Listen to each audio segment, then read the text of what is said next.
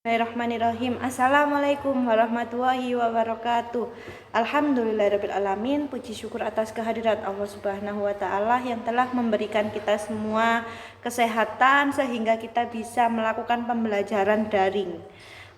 Ya, ini adalah pertemuan kedua saya dengan kalian.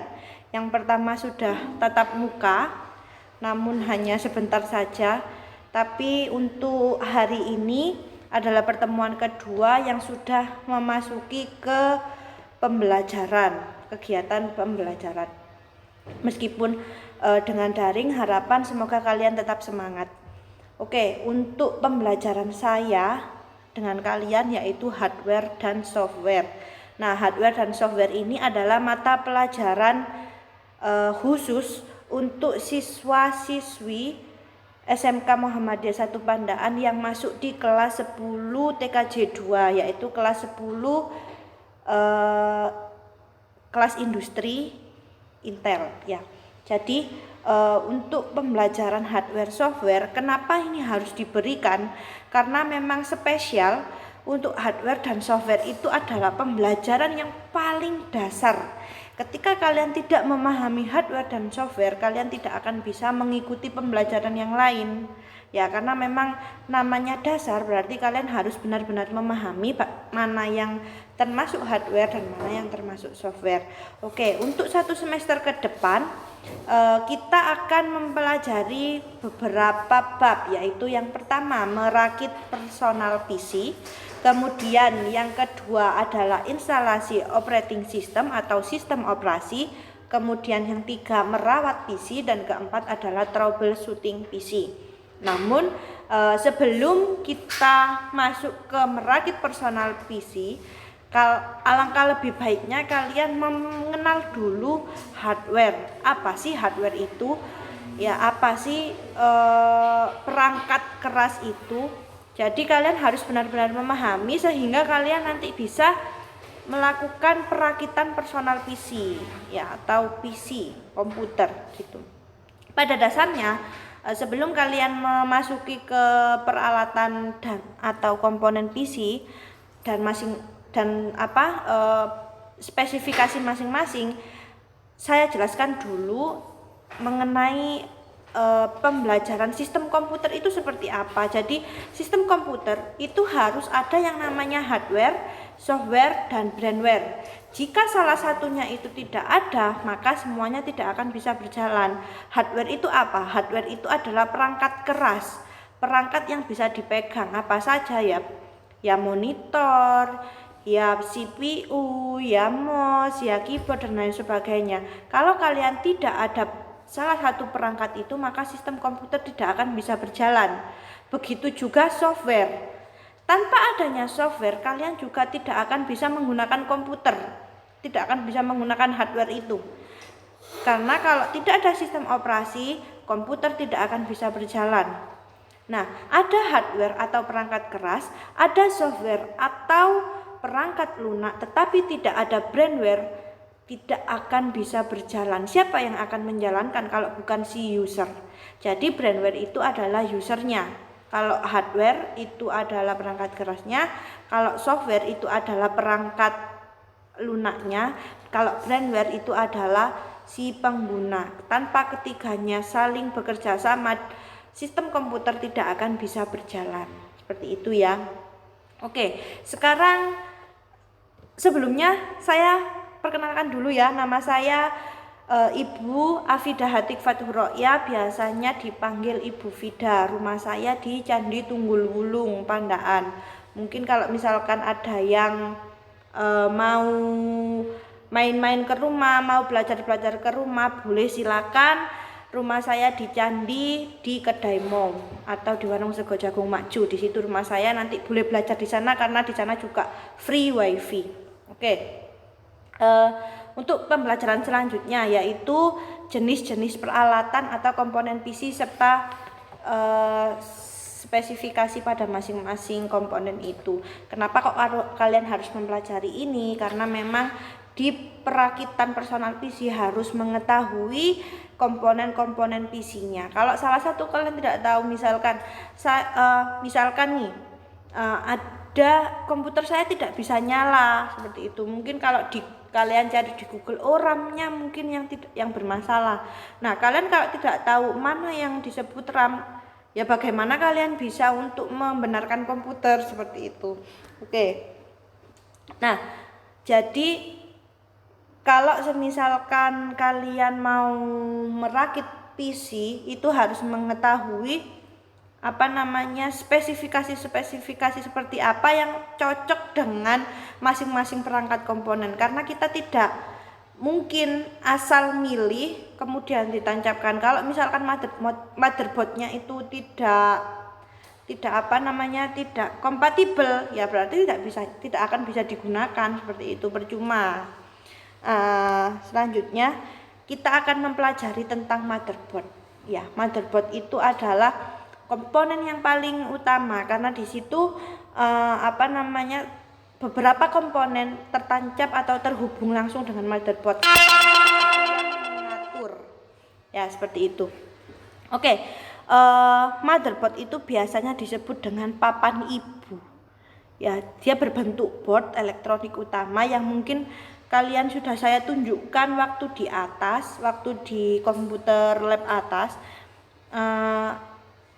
Motherboard itu sendiri adalah komponen utama yang mempunyai beberapa slot individual yang bisa dipasangkan untuk board lain, mulai dari prosesor, memori, sound card, kemudian RAM, display adapter, dan lain sebagainya. Di antara slot pada papan utama terdapat slot yang khusus digunakan untuk pemasangan prosesor yang dinamakan dengan soket dan slot 1. Ya. Nah, motherboard itu bentuknya seperti ini. Jadi kalau kalian lihat di situ banyak beberapa soket-soket, itu nanti akan dihubungkan dengan komponen-komponen lainnya.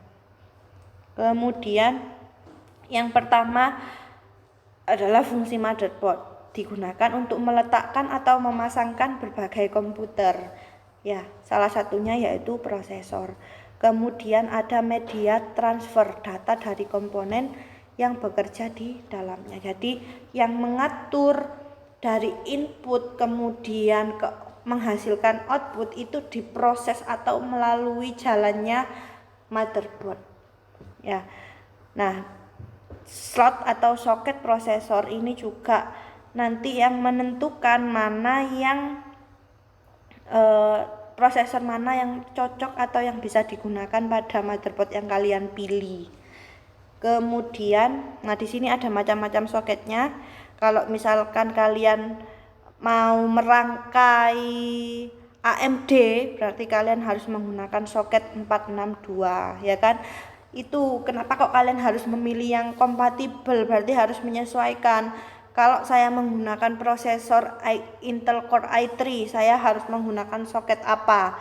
Kalau misalkan saya mau menggunakan AMD, saya harus menggunakan soket apa? Itu harus kalian pahami, ya.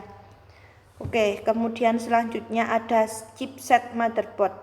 Nah, chipset ini yang menjembatani aliran data dan mengatur kontrol beberapa komponen utama, ya. Seperti itu bentuknya. Nah, beberapa jenis chipset itu ada chip not bridge.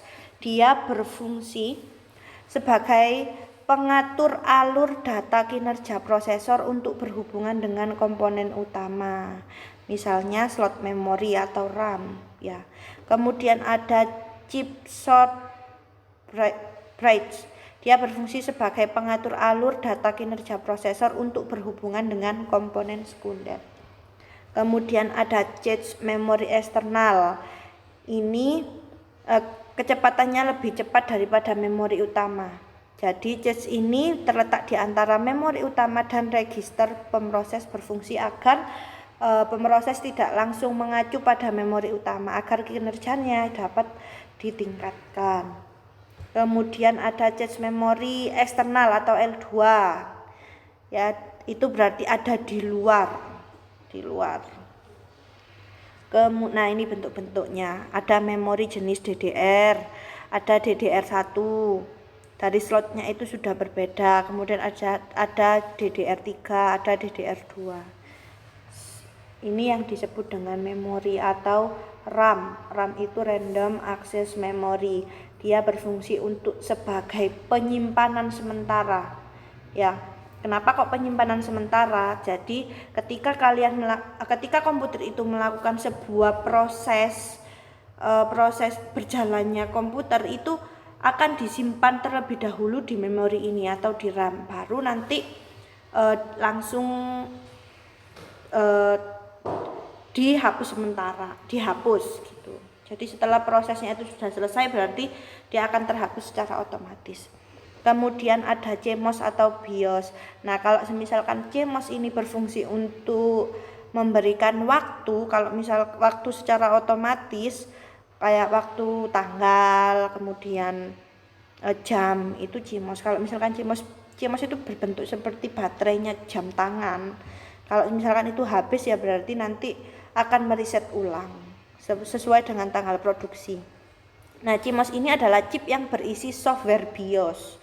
Nah, BIOS ini nanti akan kita pelajari di software ya, dibuat oleh pabrik pembuat motherboard. Dia fungsinya adalah membaca dan mendata komponen hardware yang terpasang pada mainboard. Nah, kalau BIOS itu bentuknya seperti ini.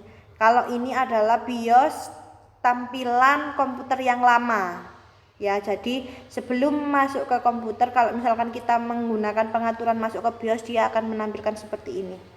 Ya, baterai CMOS merupakan sumber tegangan bagi CMOS atau BIOS yang berfungsi untuk menyimpan konfigurasi setting CMOS. Nah, kan konfigurasi setting waktunya. Kalau misalkan habis ya berarti dia tidak akan bisa menyimpan seperti itu. Contohnya, saat komputer dimatikan dan dinyalakan, kemudian hari komputer akan menampilkan tanggal dan jam pada waktu menyalakan komputer. Jadi menyesuaikan dengan waktunya kita. Kemudian ada slot memori atau SIMM dan DIMM. Slot yang berbentuk persegi panjang tipis dan mempunyai kaki yang banyak berwarna kuning. Ya. Fungsinya apa? Menyimpan memory card. Tuh. Nah, di sini komponen motherboard dan mainboard. Ada RAM, ada SD RAM, ada memori DDR. Nah, itu sesuai juga dengan jenis mainboardnya. Komputer Core i3, Core i5, apa AMD atau dual core, core duo dan lain sebagainya. Ya. Kemudian ada komponen motherboard atau mainboard yang nomor 7 itu ada port IDE. Ya, port IDE ini mempunyai 40 pin yang berfungsi untuk melakukan atau menancapkan kabel IDE yang terhubung ke hard disk dan CD-ROM. Ya, kadang ada komputer yang tidak ada CD-ROM-nya, kita bisa menambahkan langsung dan ditancapkan di port IDE. Kemudian ada port paralel. Oke, jadi port IDE ini kalau misalkan sekarang itu menggunakan CD-ROM eksternal, dia sudah tidak langsung karena eksternal, tidak mungkin kan kita membongkar komputer dulu baru bisa menancapkan atau menggunakan CD-ROM. Tapi sekarang kabelnya sudah diganti dengan menggunakan kabel USB. Oke, selanjutnya ada primary IDE, itu digunakan untuk meletakkan atau menancapkan kabel IDE. Ya, kemudian ada secondary, digunakan untuk meletakkan atau menancapkan kabel IDE yang terhubung dengan CD-ROM. Nah, seperti ini bentuknya yang ditunjukkan. Nanti bisa kalian screenshot, bisa kalian perbesar. Kemudian ada port floppy disk atau FDD. Ini mirip dengan port IDE, tapi kalau floppy disk itu dulu sekali itu masih digunakan, tapi kalau sekarang sudah tidak ada lagi. Kemudian ada plot PCI, peripheral component interconnect. Ini saluran 32 dan 64 bit standar local bus. Ya, contohnya pemasangan slot PCI adalah bentuk VGA. VGA itu yang digunakan untuk menampilkan monitor. Soundcard ya digunakan untuk sound. TV tuner ya digunakan untuk TV. Oke, kemudian yang selanjutnya ada slot AGP.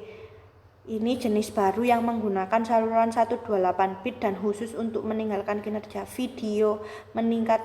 kinerja video adapter 3 dimensi. Jadi seperti yang kita lakukan itu bisa menggunakan video kan, kalau saya ini membuat video. Kemudian slot AGP ini keluaran terbaru. Selanjutnya ada slot AMR, itu audio modem reset. Ya, selanjutnya ada pin group atau front panel, sekumpulan konektor yang berhubungan dengan kabel reset, hard disk, LED, power LED, lampu, speaker, dan saklar tombol on off itu dihubungkan atau ditancapkan di motherboard pada pin group atau front panel. Front panel itu apa sih? Panel yang di depan itu loh. Itu kan ada LED-nya hard disk biasanya kalau di PC. Kemudian ada power juga, menunjukkan ini komputernya nyala atau tidak. Di depannya PC itu dihubungkan langsung dengan front panel. Kemudian ada power supply. Nah, power supply itu yang saya tunjukkan kemarin. Tapi kalau ini kan portnya ya, port power supply. Kalau power supply-nya itu yang kotak, kalau portnya itu yang seperti di contoh gambar itu. Ya, jadi kalau power supply itu yang menyuplai listrik sehingga bisa masuk ke power supply, kemudian dikelola dan diberikan langsung ke motherboard. Kalau misalkan langsung tanpa adanya power supply ya bisa-bisa meledos gitu ya. Jadi kalau misalkan di sini tuh lanjut ya, sebagai tempat meletakkan atau menancapkan konektor kabel power supply. Kemudian selanjutnya ada port I/O. I/O itu port input output motherboard. Ya, jadi input output itu apa maksudnya ya? Sudah, kalau misalkan ada port input, contohnya input itu ada apa saja. Kalau input itu kan berarti perintah masukan. Contohnya kalian menggunakan mouse. Mouse itu kan perintah yang akan kalian mau klik kanan atau klik kiri atau scroll. Itu kan perintah dari kalian. Kemudian motherboard, saya mau mengetikkan mau mengetikkan A, B, C, G, H, B, N, seperti itu. Itu juga sebuah inputan. Jadi paling dasar itu kalau inputan itu ada motherboard, ada keyboard, kemudian ada mouse, seperti itu.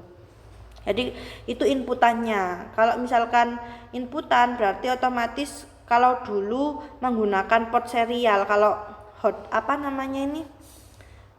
mouse sama keyboard itu dulu menggunakan port serial, tapi sekarang sudah banyak menggunakan port USB. Nah, next time mungkin saya akan menunjukkan port serial itu seperti apa, port VGA itu seperti apa, kemudian port USB itu seperti apa bentuknya. Nanti kalian akan saya tunjukkan. Sementara ini dulu ya, port I/O. Kemudian kalau output berarti ya bisa saja menggunakan VGA. VGA itu khusus untuk port pengeluaran yang digunakan monitor. Kenapa kok monitor disebut sebagai pengeluaran? Ya karena yang menunjukkan hasil apa yang kita suruh. Ya, kemudian ada bagian port paralel penggunaan untuk printer scanner. Port serial itu untuk mouse dan keyboard. Nanti bentuknya akan saya tunjukkan. Kemudian ada mouse warna hijau dan keyboard berwarna ungu. Nah, ini bentuknya. Kalau gambarnya seperti ini. Port USB itu biasanya digunakan untuk flash disk, kemudian digunakan untuk hard disk eksternal dan lain sebagainya. Port VGA berfungsi untuk menghubungkan dengan layar monitor, audio untuk speaker, port LAN untuk local area network yang biasanya kalian gunakan untuk jaringan komputer. Boleh ini kalian screenshot kemudian kalian besarkan. Yang warna ungu sama hijau itu adalah port serial. Kemudian yang panjang itu ada port paralel. Kemudian di situ ada port USB. Ya. Oke, selanjutnya ada power supply. Nah, ini power supply. Power supply ini berupa kotak tegangan listrik yang menempel pada bagian belakang casing. Ya, biasanya ada kipasnya juga. Jadi fungsinya apa? Mengubah tegangan AC menjadi DC dan menyuplai tegangan tersebut ke komponen yang membutuhkan arus dan tegangan pada motherboard. Kalau misalkan tidak diubah seperti itu ya tidak, ya karena besar kan tegangannya yang dari listrik itu. Kalau tidak dikelola ya berarti ya nggak bisa seperti itu. Kemudian ada CPU. CPU itu Central Processing Unit atau prosesor. Komponen berupa chip atau IC berbentuk persegi 4 yang merupakan otak dan pengendali proses kinerja komputer. Prosesor ini yang paling utama ya, jadi otaknya seperti itu. Kemudian ada memori atau RAM. Proses hanya dapat menyimpan data atau instruksi di register yang berukuran kecil sehingga tidak dapat menyimpan semua informasi yang dibutuhkan untuk semua proses program. Fungsinya itu sebagai alat penyimpan data sementara dan program yang bersifat sementara hanya bekerja pada komputer hidup. Kalau mati ya sudah, dia tidak akan bisa menyimpan. Nih ya bentuknya RAM ya seperti yang tadi. Kemudian ada hard disk.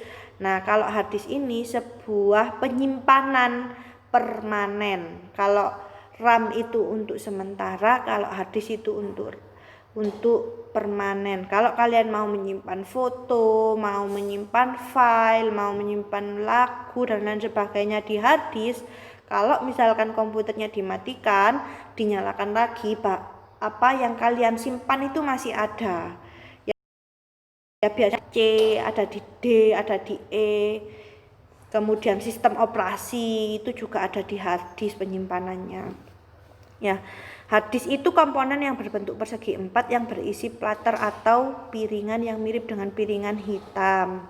Fungsinya itu salah satu alat booting komputer, ya kan, berarti untuk sistem penyimpanan sistem operasinya. Kemudian penyimpanan semua data dalam kapasitas yang besar pada komputer. Kemudian ada video adapter. Itu komponen hardware yang menghubungkan peralatan pemrosesan grafis dengan peralatan output. Ya, oke, selanjutnya video adapter atau GPU ini fungsinya port penghubung peralatan proses data dalam peralatan output berupa layar monitor, memaksimalkan fungsi layar sehingga dapat menampilkan grafis. Namanya saja video adaptor, dia mengatur resolusi warnanya sehingga bisa menyesuaikan dengan mata si brandware atau user penggunanya.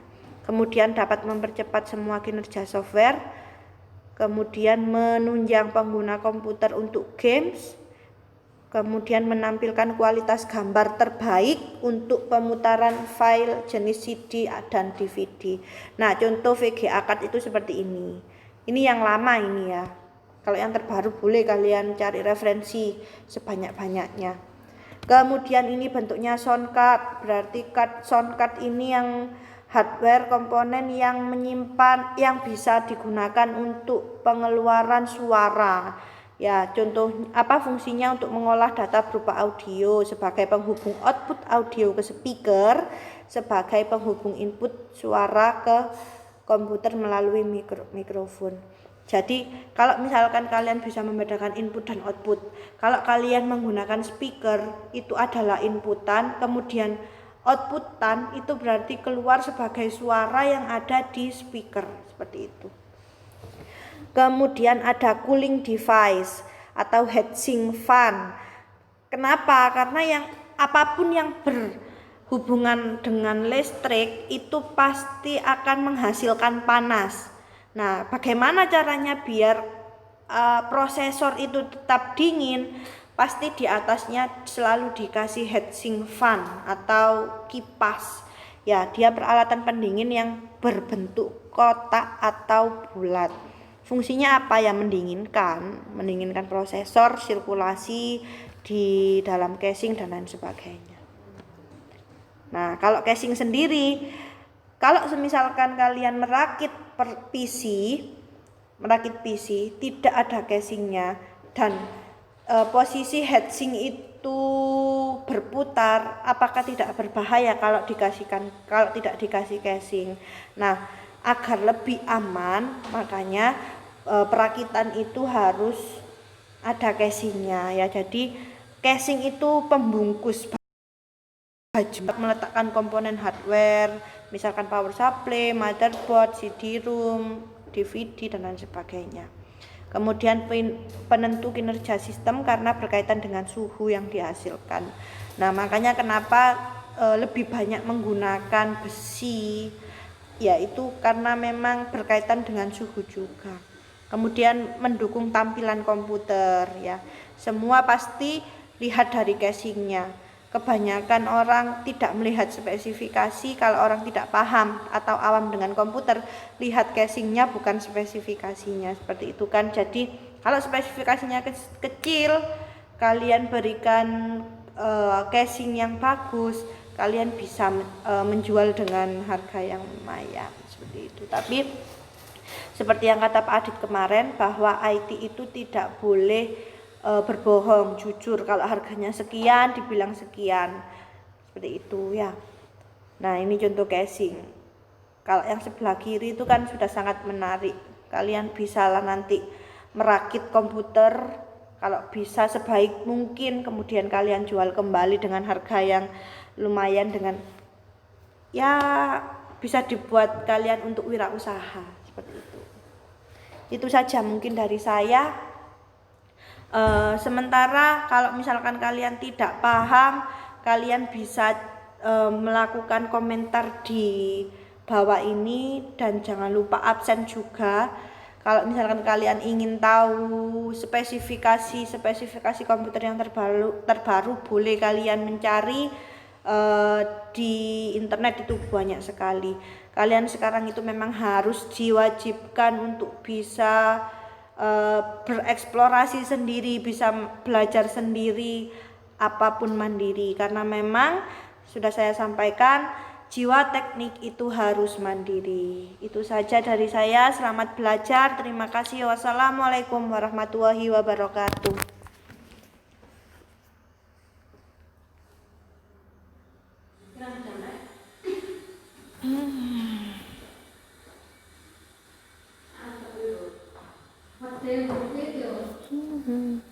Yes.